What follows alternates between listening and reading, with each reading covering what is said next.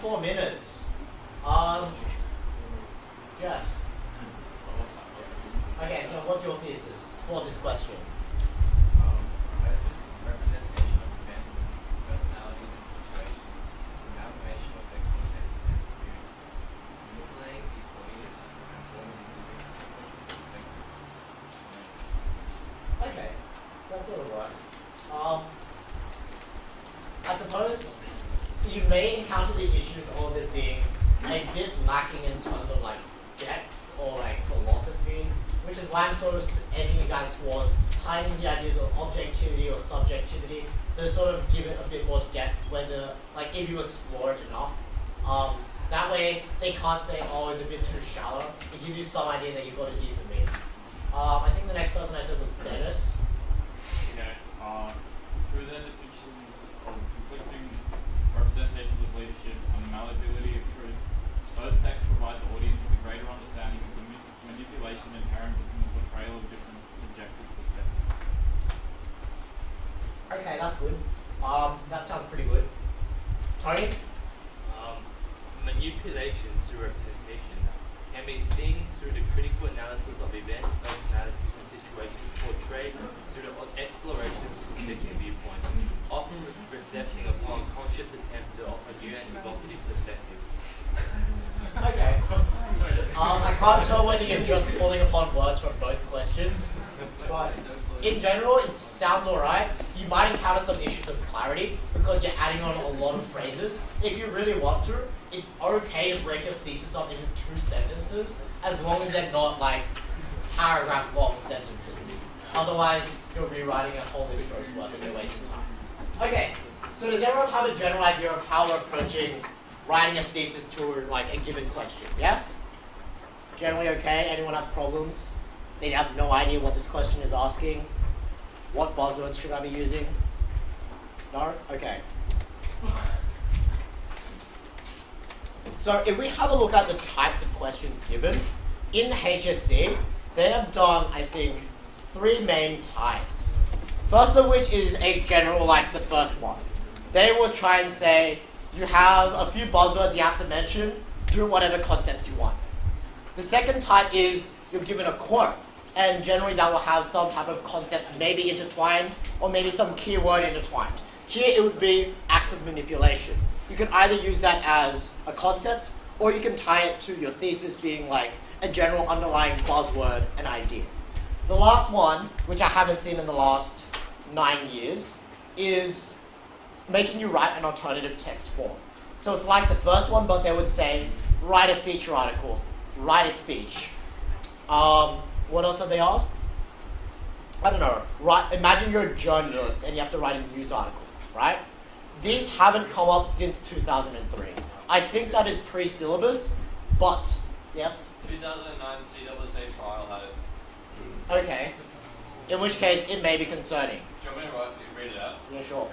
You are speaking to an audience of your peers. Compose a speech in which you demonstrate how your understanding of conflicting perspectives is shaped by the construction of the text. Okay. You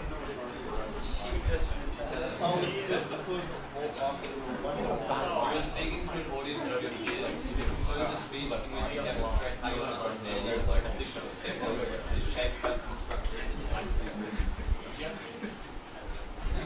Okay. So in the event, like, since you already got a question, in the event we use the second one, acts of manipulation, and we're trying to write a speech.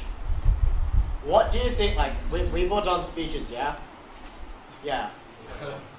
Like, how would you make it into a speech? Just general ideas. Rhetorical questions? Repetition? Ladies and gentlemen, in conclusion? Anecdote? You could try an anecdote if you really wanted to. I don't know how successful that would be. First person could be acceptable. I still would burn you at stake for it because you should never use first person in an essay. But that's my personal opinion. It's a speech, but it really is just an essay with some rhetorical questions thrown in. Connor? If you're an article, would you just like rewrite the essay on paper?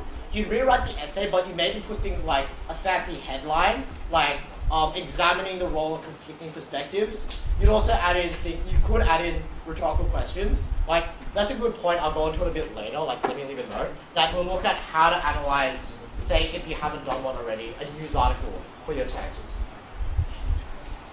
Okay.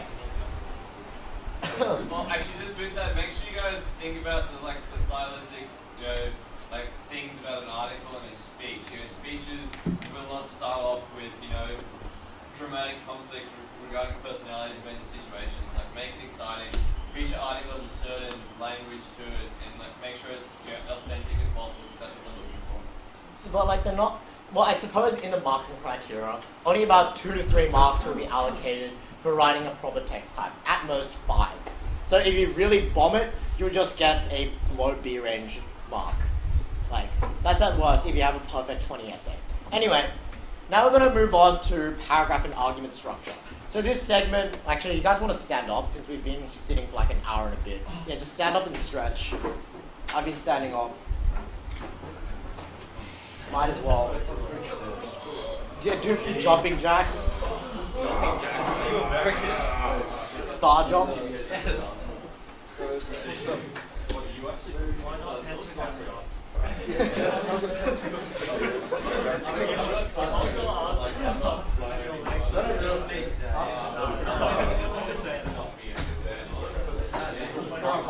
Okay, so that's oh yeah, those are just exercises. Just get up and go. It doesn't matter.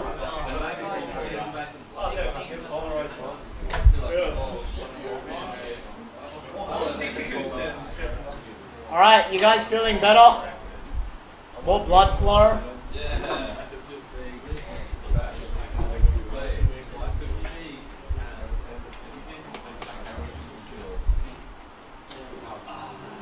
Alright. Oh yeah, I saw that. That's the one thing I saw. Just the heading.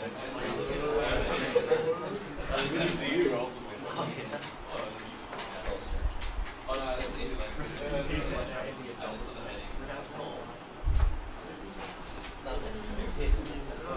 Eric, get into it. Eric, you're not doing the whole Alright, that's in general I've got most of your attention. Okay, so now we're going to look at how do we write an essay that sounds sophisticated but is easy to read. Yeah? So we're going to first look at how we're going to construct paragraph and argument structure.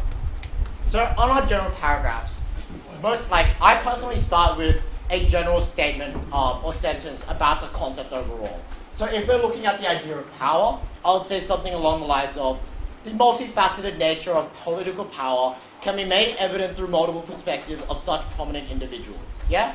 So this is where I'm saying this concept is about political power through individual people in power. Yeah? You don't have to have one of these.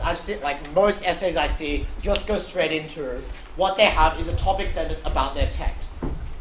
So Shakespeare presents conflicting perspectives over the ideas of power through divergent attitudes towards the eponymous character Julius Caesar. The perspectives of this image can be characterized into an appreciation or deific worship or a pessimistic criticism, right? So you're just pretty much introducing how does this concept relate to your text. When you, I'll go into word choice. Actually, I'll go into word choice now. When you're looking at word choice, what you want to be thinking about is which words can I use that make it sound better but don't make the sentence sound really clunky. Now this is as much about 2 main things. First of all is understand what a word means. You don't want to be prostituting a word for another just because it has a lot of syllables, right?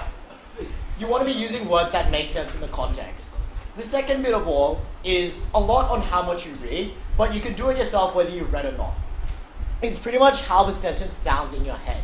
If you can read it out fluently your first time, then you're going to be writing a good sentence. If you have syllables that make you stutter, like if you end with, I don't have really good examples of this off the top of my head, but if you have words that end in S and then start again with S, so it's like an analyzer's synthesis, that doesn't make sense, but if you have something that has a lot of consecutive of the same sounds, you're going to be creating a sentence that doesn't flow.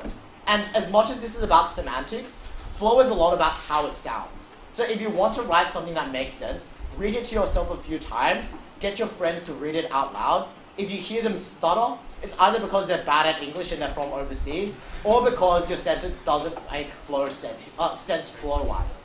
So in this sentence, I chose the words divergent attitudes instead of conflicting perspectives. It's a good synonym to use.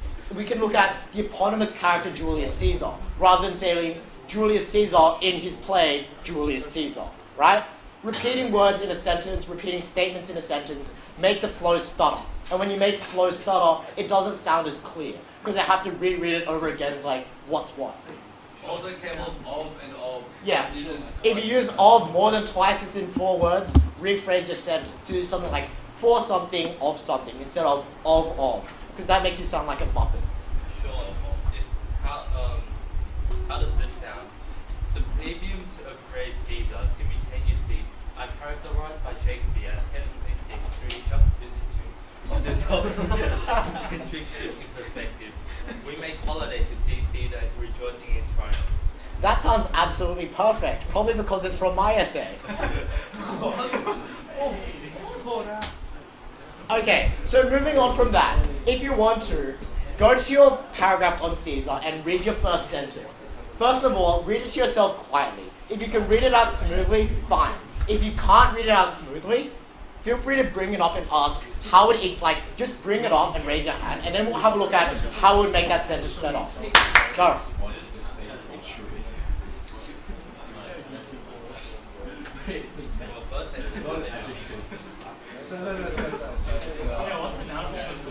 You do realize nobody uses hedonistic in that context except for me, right?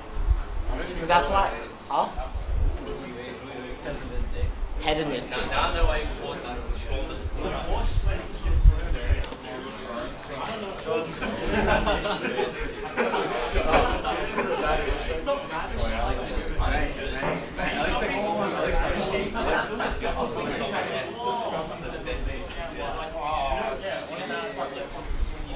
What's someone really gay?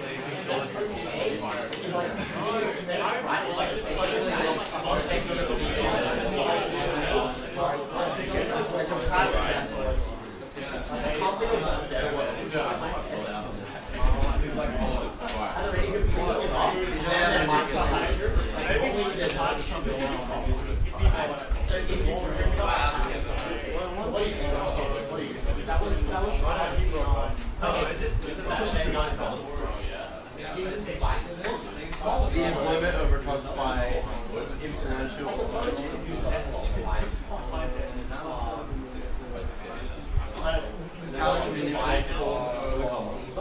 If you don't want to use divisiveness, you can use social divide. That way you type something. That'll get rid of. Because I suppose Caesar's divisiveness means a lot for interpretation.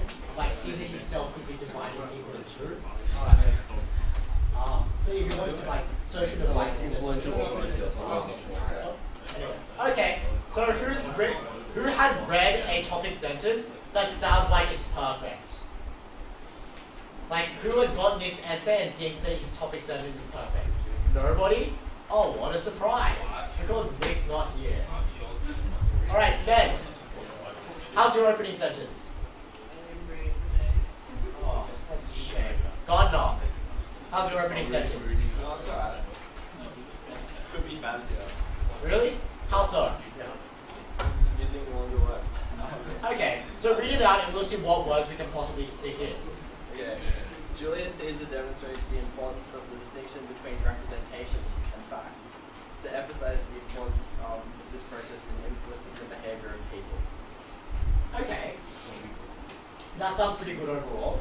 What words are you thinking of that could be more complex? I don't know, just in general. In general, more complex? Yeah. Well, you don't necessarily have to make it complex, because it already sounds pretty sophisticated. You're engendering your ideas about how different perspectives shape things. Yeah? Okay. So we have a general, how about you, Chris? How's your topic sentence sound? Shakespeare explores the conflicting perspectives on individuals with specific emphasis on Caesar and his increasing influence in the Roman Republic, reflecting contextual concern over the lack of success to Elizabeth signing up to the law. Okay. In your first sentence, did you say it influenced twice? So, okay, sorry, I think I lost in this one. That sounds alright. In terms of wording, in terms of phrasing, it sounds like you had starting off, and then you had a bit on, like you had a bit in the middle, and then you also had a final comma for like the Elizabethan era. In terms of general sentence structure, you don't want to make a topic sentence too long.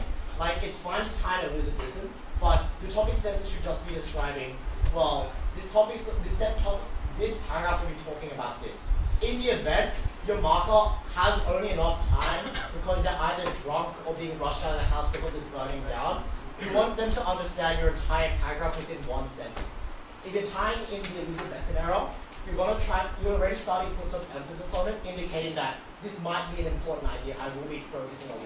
If you want to, try to move that to maybe a later segment on, like just as a half-liner, because it's not so much about context as logic. Maybe try and tie it to your thesis more and say that thus indicates how the subjectivity can influence the perspective of power. That would probably make it a bit better in terms of sophistication.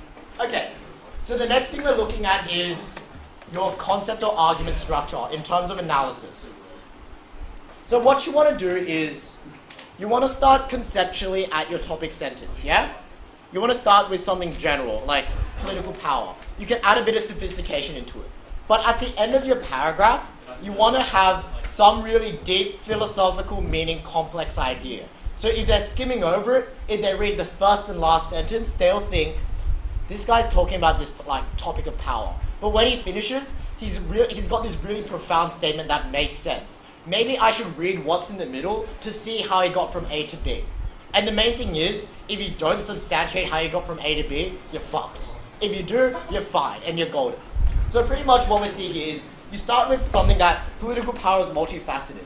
You build on it to arrive at the idea, we have a greater understanding of the irrelevance of the truth, as subjectivity of people are able to shape the images and the reality of political power.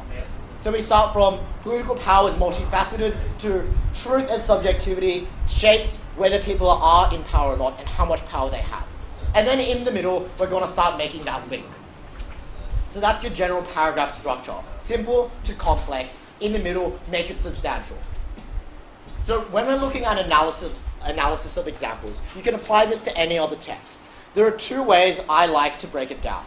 First of which is you can link your examples either by a flow, as in like which flows well, via analysis that is. So you can use things that are similar to each other next to each other, are contrasting next to each other, so it makes sense as you read it. For example, if we're going to do this, we can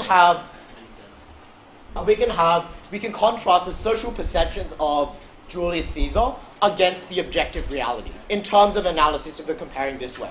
So we look at the example, they make holiday for Caesar against the reality of the holiday comes in triumph over Pompey's blood. Okay? These two sentences aren't intrinsic, well, they're linked over the idea of holiday, but even more so, you're linking them over the contrast of perspectives. The first of which is that the plebeians see the holiday as something for Caesar, because Caesar's great. But the reality of the scenario, what we're linking it on, is that it was based on somebody else's downfall. And our link we're making is that we have a conflicting perspectives over a single event, or a single event or scenario. Yeah, that's where we link over analysis. We link over the juxtaposition of realities. The second type is you link things chronologically. So this is where you have for example, Brutus's long speech in eulogy about Caesar.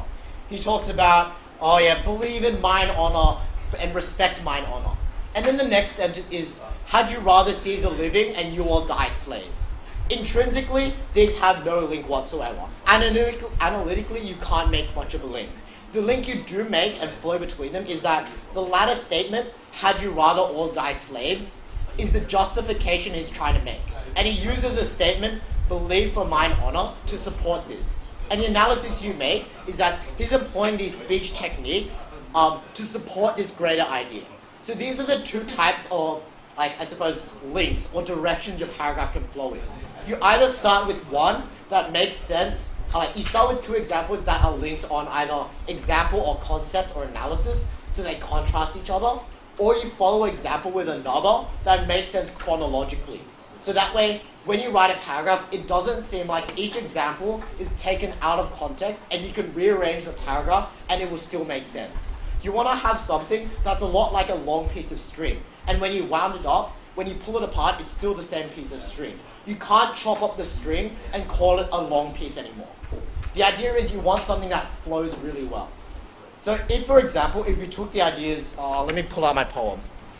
Play. If you took the quote, a very pleasing night to honest men, and then use the next example of men's wives and children stare, cry out, and run as it were doomsday. These two examples have no sense whatsoever, either chronologically nor analytically. If you had magically managed to find exemplary analysis for each one, if you put them one after each other, it would make no sense in the paragraph flow-wise, because neither of which come off each other, nor even though they may tie to your topic sentence. The point I'm trying to get at, if you read it in order, it should make logical sense, right? If it doesn't make logical sense as you're reading, then you've probably got a paragraph that should be redone. Because if you can take out a sentence and it still makes sense, there's something wrong with your paragraph. Okay, so we have a general idea about, the last thing you have to note is when you make these quotes or make these examples, you have to try it to some effect, on your third layer. When you go through layer 1, layer 2, it's fine, you have to include both, but you also have to include how does this representation affect our understanding? Because that's just important as the previous two. If you leave that out, you're effectively describing the story, and then they're not going to really care or read it because that's boring as hell to read Caesar again in 1,000 words. So in general, I want you to, actually no, why don't we do this exercise now? You've already read one paragraph of the person next to you's essay. I'm giving you 5 minutes to read the whole thing and then give them a mark out of 20. The whole essay. Okay? The whole essay? The whole essay. Don't start reading until I start the timer.